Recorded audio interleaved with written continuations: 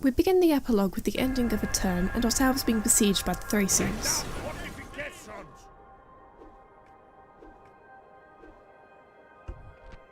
The most surprising aspect was finding out that we had been at peace with them until this point.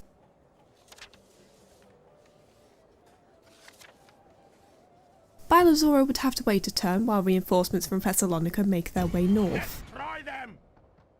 With nothing else substantial occurring, the turn is ended, and of course Thessalonica is besieged while most of its force was away. On that note as well, look who finally decided to attack us! The Romans sure did take their time. Never mind though, with the ex-Greek army guarding the pass to Termon, it felt safe enough to remove a significant portion of the residing army, sending them north to rendezvous with the rest of the force that was gathering to repel the Romans. Gyras leaves Larissa and takes command of the ragtag army, adding mercenaries to its numbers. Destroy them! No more moves, sir! Titus Brutus would have to wait for now. We had Xiles to deal with. With the addition of the Thessalonica force, the odds were now even, which more or less meant an easy victory for us. The Thracians had gone a bit overboard with their missile troops, and while they are soft and squishy, they do make a good counter to the slow-moving phalanx. Unit advantage or not, it does not make the AI any smarter, as for some bizarre reason the Thracian general charges ahead of his army and straight into the line of pikemen. Seeing as they were at a distinct disadvantage, the general breaks and runs. It was also at this point the Thracian militia cavalry was trying to flank the main line, and I realised that the game had bugged out and put the reinforcing army under AI control, despite me wanting quite the opposite.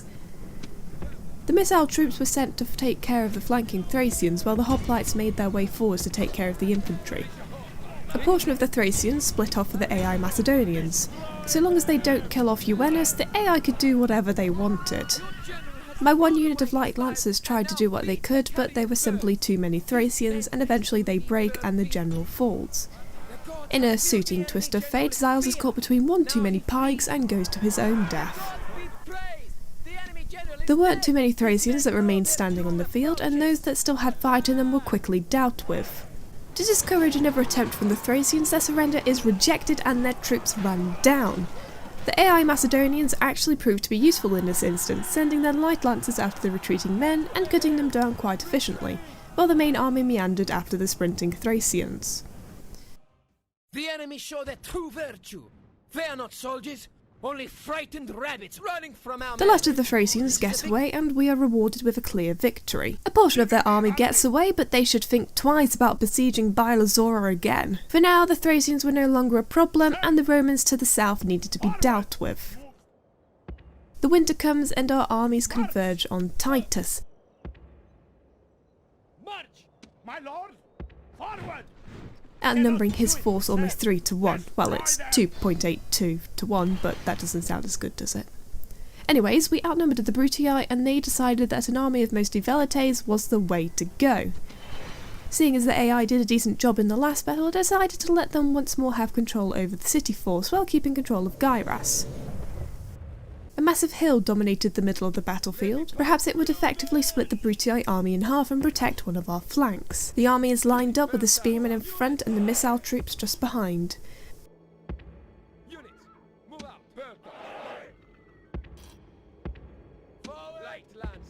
The battle has started, and oh boy, that's a lot of Romans! And our reinforcements have decided that they're going to pass on this battle. Thanks guys, appreciate it! Much like Xiles, Titus raced ahead of his cohort, allowing the archers to make easy pickings of his bodyguard.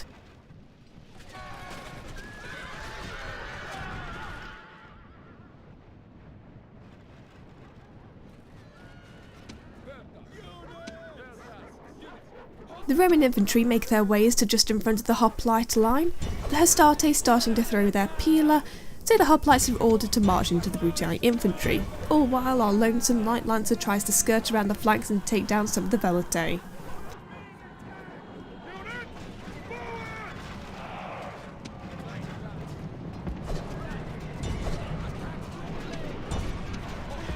It seemed to be working, but the cavalry on the flanks could not be ignored for much longer. The centre of the Brutii line had been disrupted and some of the infantry began to run, and before long a good portion of the Roman army would follow their lead and the call for retreat was given. What was left of the light lancers would pick off what they could.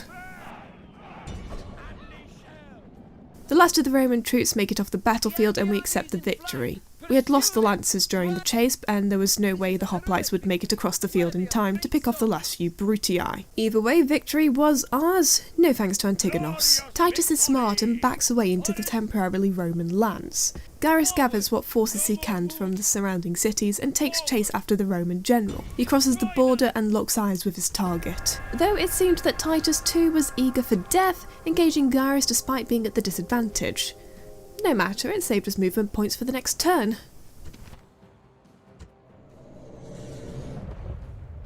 The ballistae were on the open field for the second time, though this time they had an entire army backing them up. Their bolts weren't the most accurate, but they were hitting Romans, so that was good enough for me. Once in range, their priority target was changed to Titus. Not that the ballistae were able to hit him at all before the Romans came charging at the Macedonian line.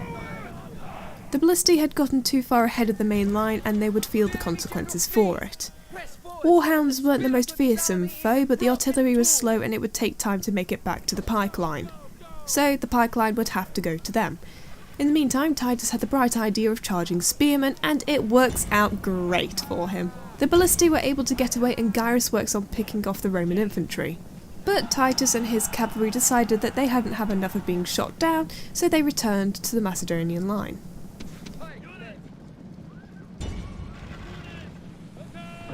With a crack of thunder, Titus goes down. I like to think Zeus took pity on us and killed him, and the archers had absolutely nothing to do with it. The last few Brutii are chased off the map and victory is declared, which is not surprising given the advantage we had.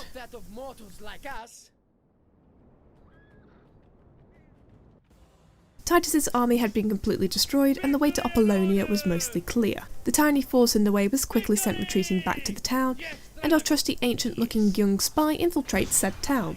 Not that we needed the gates opening from the inside anymore. The turn once more ends and the Dacians are up to some shady shit in Bylazora, and the Thracians offer a ceasefire. We accept the offer. It would give us a little longer to rebuild our forces and then allow us to commit a sudden but inevitable betrayal. Not that it would do anything to stop us, the Brutii had called for reinforcements in Apollonia.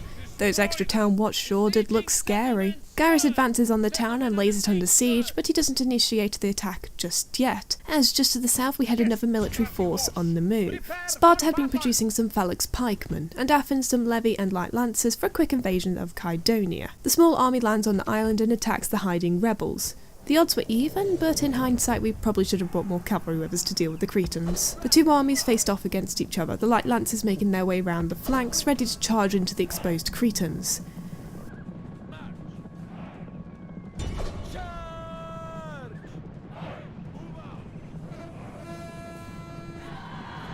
Turns out, super boosted or not, Cretans are really tough bastards when they're in the hands of the AI. They certainly weren't this resilient in my other campaigns. Your general's nerve is broken and he is fleeing. Anyways, the lancers go running as the hoplites steadily approach the lancers' rally, but don't exactly last long, and this kind of puts a hitch in our plan.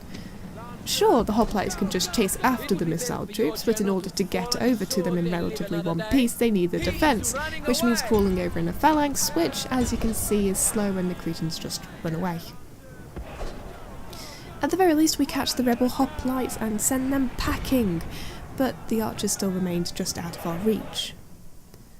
Half of the hoplites futilely chase after the Cretans, while the rest engage with the hoplites from Kydonia that had eventually made it up the hill. The pikemen shred through the militia with ease, the general goes down, and the unit flees. Now all that remained were the Cretans.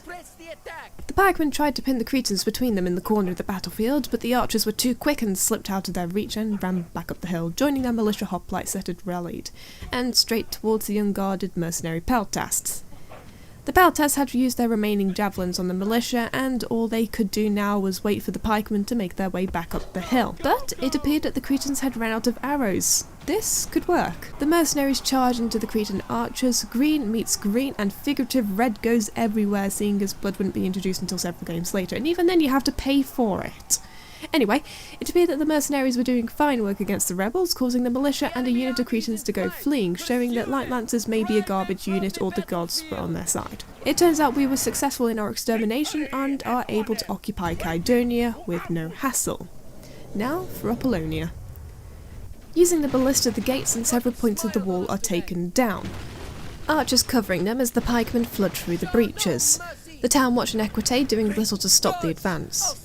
The Brutii tried to block the entrances, but it was too late. The pikemen were already in, and it was only a matter of time before the Roman units would break and run for the centre of the town.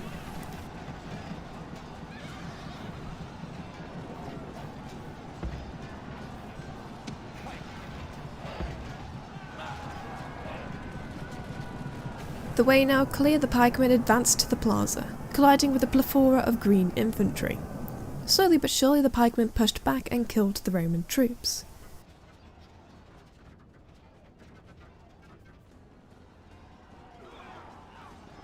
Only a few Velitae remained standing, but they stood as no challenge to the pikemen, and the Roman settlement was back in rightful hands. Come the next turn, we discover to our great surprise, the Brutii allied themselves with Thrace and Dacia, which of course they would. How else would they screw us over?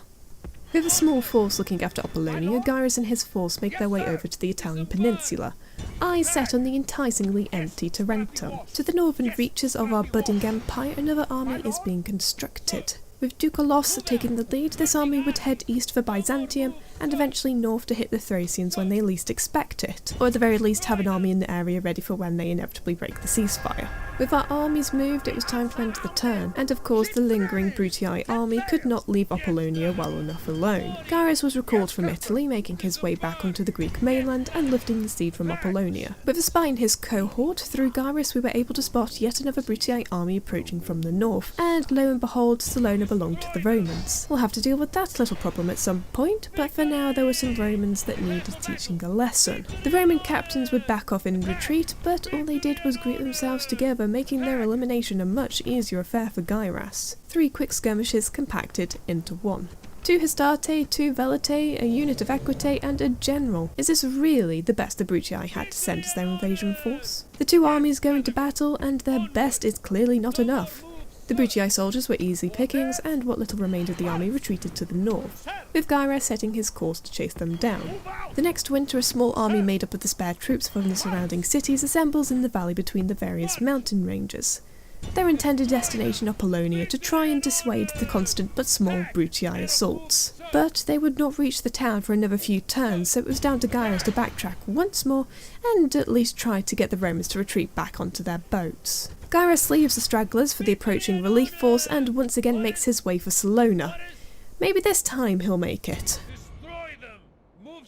To the east, Doukalos had almost made it to Byzantium, but once more the Thracians were a thorn in our side. We could hold off the assault for now in hopes that the Thracians fail their siege and retreat. The new turn arrives when the Thracians had yet to get the clue. It was a bit sooner than intended, but in order to gain Byzantium we commit our sudden and shocking betrayal that no one would have seen coming. The Thracians had a lot of light troops, easy picking for the pikemen and ballistae. Learning from the last battle with the ballistae, we keep them closer to the line of pikemen, allowing the Thracians to charge right into range, and once they were close enough the pikemen advanced to cover the artillery units. The light lancers coming in on the flanks to help with the morale debuffs. The combination of artillery, flanking and sheer numbers was enough to start some of the routing. And by some of the routing, I clearly mean the entire army hauls ass off the battlefield for a nice and easy victory. With the Thracians out of the way, our attention could turn back to Byzantium.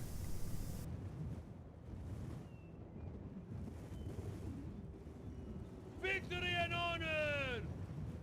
Yes, master. Spy. Yes, Strategos! Destroy them! Besieging settlements, sir!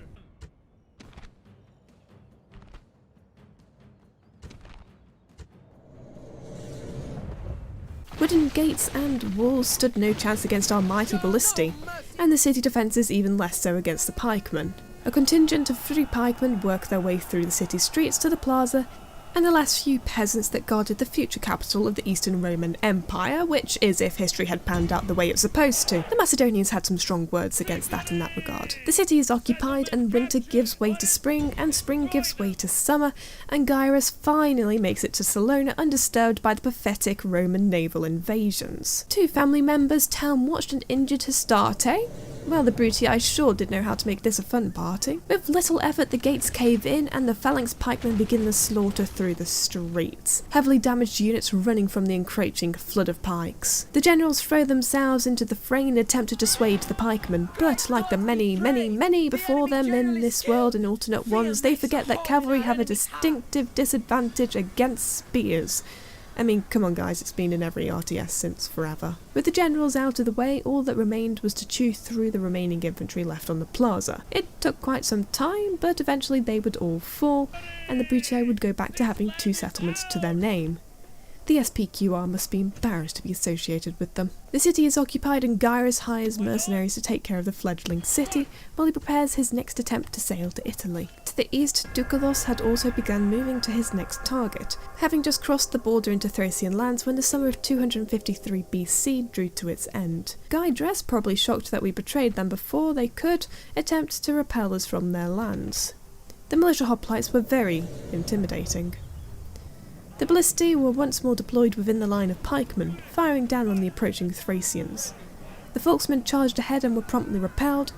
Gydres attempts to take out the artillery, but while he is able to take down some of the crew, he also seems to forget that the ballista crew was surrounded by very sharp and pokey spears.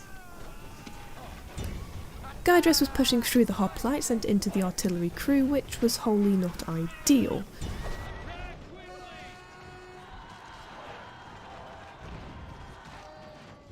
A solid charge from Doukalos was enough to deter Gyrus' attempt and send him packing into the afterlife, and with the death of their general, the rest of the army cuts their losses and leaves.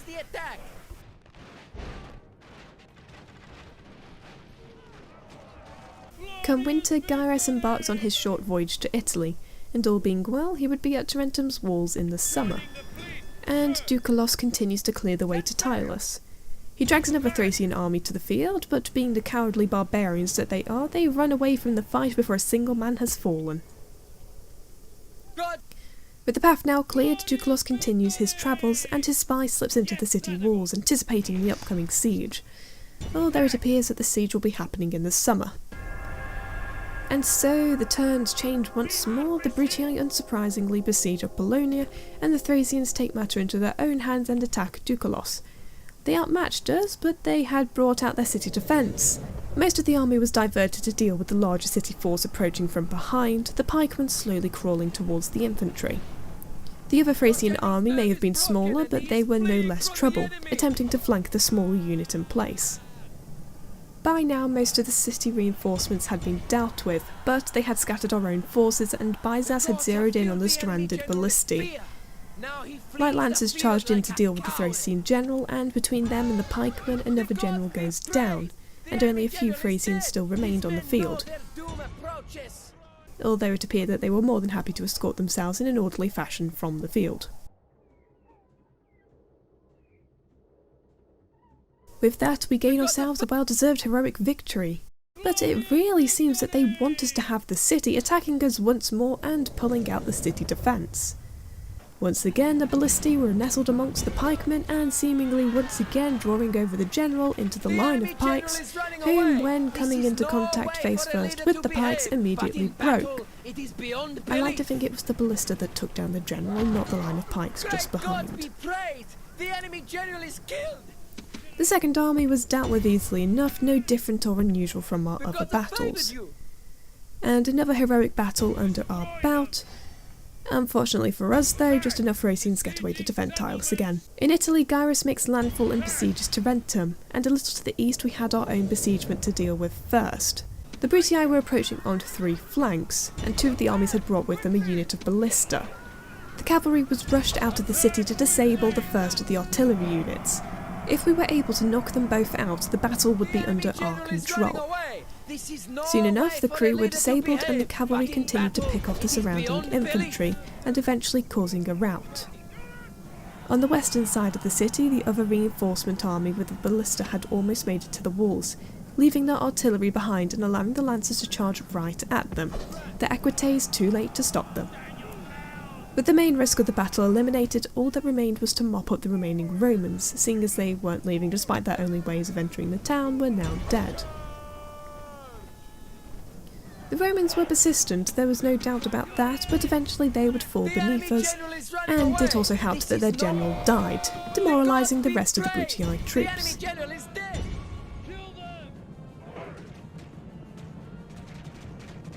The last men are wiped from the field and we earn our third heroic victory in a row.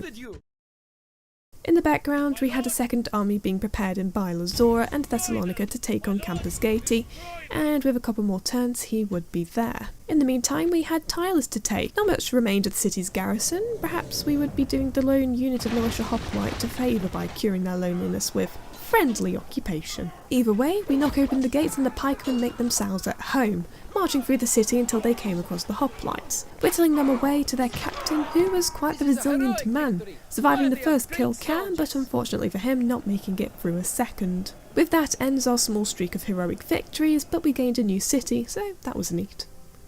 The city was occupied and from Tylus we go to Tarentum.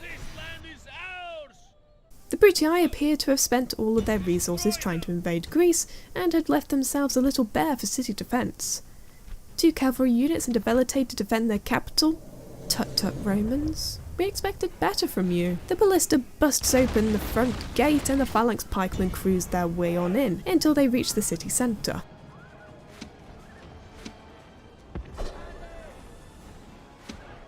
The Romans charge off to meet the pikemen in a desperate last attempt, but in doing so they lose the infinite morale that they otherwise would have had.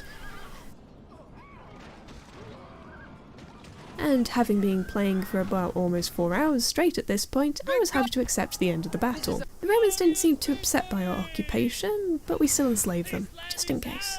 With mercenaries keeping an eye on Tarentum, Gaius headed south for Croton and invited himself inside with the help of his ballista. As you may have come to expect at this point, the ballista breaks down the gate with the most direct access to the plaza, and a majority of the Macedonian infantry entered the city, taking down the Romans as they went. Also, to no surprise, the general goes down like a sack of potatoes. The fight goes on until the last few veletaes are fighting to their inevitable deaths, completely surrounded by Macedonian pikemen. They go down and the city becomes ours. And with the capture of Croton, the Brutii are no more. They won't be missed, well, at the very least, not by us. Come the next turn, Euenus made it to Campus Gati, and with his ballista he initiates the siege. He had the clear advantage, so he gives the auto-resolve the honour of the last and campaign-winning battle, to which it performs its job well and wins the game. With the Greek cities and Thracians destroyed and at least 15 settlements captured, the Macedonians could now rest easy knowing that their battle was done and their legacy would go on. But to the north, much to the north, trouble was brewing. No longer wishing to stand idle, the small island nation of Ireland had banded together under one warlord. Under Aidan O'Doin and his son Rory, this band of barbarians had an ambitious task ahead of them. Welcome to the Irish campaign. The Irish are based off of a mix of British, Gaul and German units, with a couple of unique units thrown in as well. We'll start off with the cavalry. We have the barbarian chosen warlord and his lesser form, the barbarian warlord, both sporting recoloured uniforms and a unique horse texture. Next we have the heavy chariots. The Irish historically had chariots, but I couldn't figure out how to retexture the chariots, so they've just borrowed them from the British. Next is the standard barbarian cavalry. Nothing special about them other than the new horse texture. And here are the Axeman Cavalry, the replacement heavy cavalry unit for the chariots later in the game. And no barbarian campaign is complete without war puppies. The infantry is nothing too excited with the standard barbarian peasants, warband,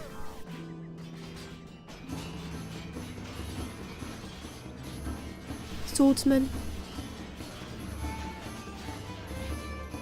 and their upgraded counterparts, the chosen swordsmen. For missile troops we have the skirmisher warband and slingers, both of which will be replaced by the huntsman. This unit is akin to the Gauls Forester warband. And for the units recruited from the shrines, we have the banshees, aka reskinned screeching women, woad warriors, and you can't forget about the druids. This mod will be available for download once I've ironed out any balancing and figured out where and how to upload it. Thank you all for watching, and I hope I'll see you in the next campaign. Bye!